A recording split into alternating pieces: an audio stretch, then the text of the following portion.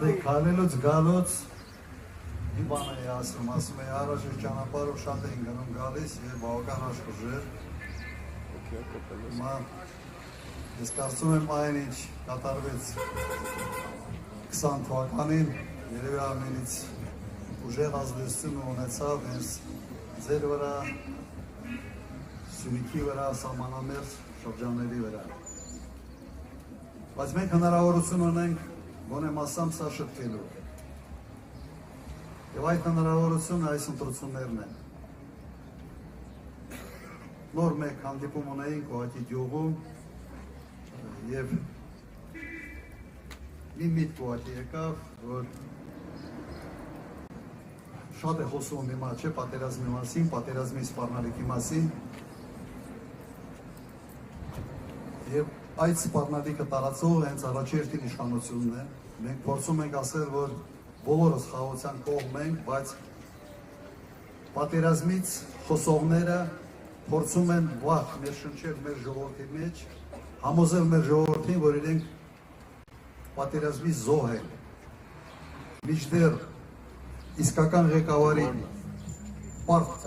առաջերտին նա է, որ ամեն ինչ անել, որ պատերազմից հետո դեպրեսիվ վիճակի ժողովրդին անել։ Մենք տեսնում ենք ճիշտ հակառակ։ Փորձում են ձեզ վախեցնել, փորձում են համոզել, որ եթե իրենք չլինեն կլինի պատերազմ, նույնիսկ արտահայտություններ է արվում նրա մասին, որ Ղարաբաղյան շարժումը ընդհանրապես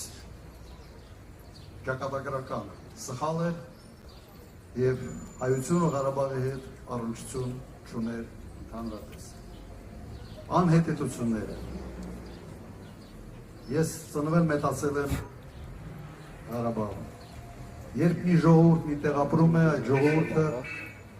իր ապրելու տեղը հետք է թողում։ Հետքը դա պատմամշակութային ժառանգությունն է, դա եկեղեցիներն են, եւ կարող եմ ասել միանշանակ, որ Ղարաբաղում բացի մզկիթից Շուշիում որևէ այլ մշակութային ժառանգություն, պատմական ժառանգություն Ադրբեջանը չուներ։ Երբ Հայաստանի ղեկավարը ասում է այդպիսի բաներ, սա նշանակում է, որ ուզում է դուր գալ մեկ ուրիշին, ծառայում է ոչ թե հայկական շահերին, այլ ծառայում է Ադրբեջանի շահերին։ Սիրելի ժողովուրդ, ընտրությունը դժվար ընտրություն է լինելու, որտեղ մենք պետք է հասկանանք մենք ինչ ենք ընտրում։ Ընտրում ենք Հայաստան, թե ընտրում ենք Արևմտյան Ադրբեջան։ Եթե ընտրում ենք Արևմտյան Ադրբեջան, ուրեմն իմացեք, որ այս ամբողջ տարածքը Ադրբեջանի համար Արևմտյան Ադրբեջանը։ Իրենք աչք ունեն այս հողերի վրա, աչք ունեն այս ամեն ինչի վրա եւ Սևանը անվանում են Գյոթչայ։ Սա ենք մենք ուզում։ Չեմ կարծում, որ մենք սրանք կողմնակից ենք։ Հետևաբար պետք է ճիշտ ընտրություն կատարենք։ Հետևաբար պետք է հասկանանք, որ նաև ձեր ճիշտ ընտրությամբ դու ոչ միայն կապահովեք ձեր տների, ձեր հայրենիքի անվտանգությունը, այլ հնարավորություն կտաք տնտեսական զարգացման համար։ Եվ այդ բոլոր հարցերի շուրջ մենք փորձել ենք արտահայտվել մեր նախընտրական ծրագրերում, փորձում ենք նաև ձեզ համոզել հանդիպումների ժամանակ, բայց իհարկե դիմում ենք ձեզ եւ ակնկալում ենք ձեր աջակցությունը։ Ակտիվ պետք է լինենք, հակառակ դեպքում մենք իսկապես լրջագույն խնդիրներ ունենալու ենք։ Առաջինը անվտանգային եւ ժողովրդը տնտեսական։ Ես ուզում եմ հարցնել ձեզանից, օրինակ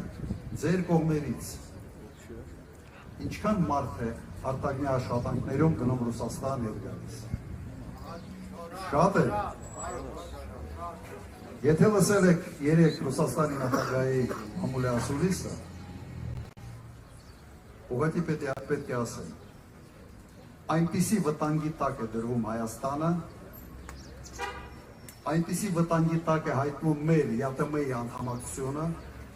որ լրջագույն խնդիրներ են ունենալու բոլոր նրանք, ովքեր այդ ճանապարհով են իրենց ընտանիքները պահում։ Տպավորությունը այնպիսին է, որ Հայաստանի իշխանությունները չեն հասկանում իրական աստիճանը, թե մեր ժողովրդի, մեր բնակչության քանի տոկոսն է, ինչ որ չափով կախված Ռուսաստանի հետ մեր հարաբերություններից, ԵԱՏՄ-ի հետ մեր հարաբերություններից։ Մոտ 70%-ը տարբեր աստիճանի կախվածության մեջ է։ Այսօր դա դրվում է հարվածի տակ։ Թե ինչի համար ես չեմ հասկանում։ Իրականում չեմ հասկանում։ Բայց երեկվա Ռուսաստանի նախագահի հարցազրույցը լուրջ մտահոգության տեղիք է տալիս։ Մեր մոտեցումը հետևյալն է։ Մեր անվտանգությունը պետք է ապահովված լինի ժամանակակից եւ մարտոնակ բանակով, հզոր դաշնակցով եւ ուժեղ առաջնորդով։ Այս երեք կոմպոնենտը միասին հնարավորություն կտա եւ ապահովել անվտանգությունը եւ տնտեսական մեր զարգացումը։ Հակառակ պարագայում մենք կանգնելու ենք եւ կանգնած ենք այսօր եւ անվտանգային ճգնաժամի առջեւ եւ մեր առջեվում կարող է լինել բավական լուրջ տնտեսական խնդիրներ։ Ուրեմն պետք է ստապվենք եւ այս ամենը շրջանցելու ճանապարհը մեկն է։ Այդ ճանապարհը հունիսի 7-ն է եւ այդ ճանապարհը քվեաթերթիկն է, որի վրա գրած է 17։ Հիշեցիք։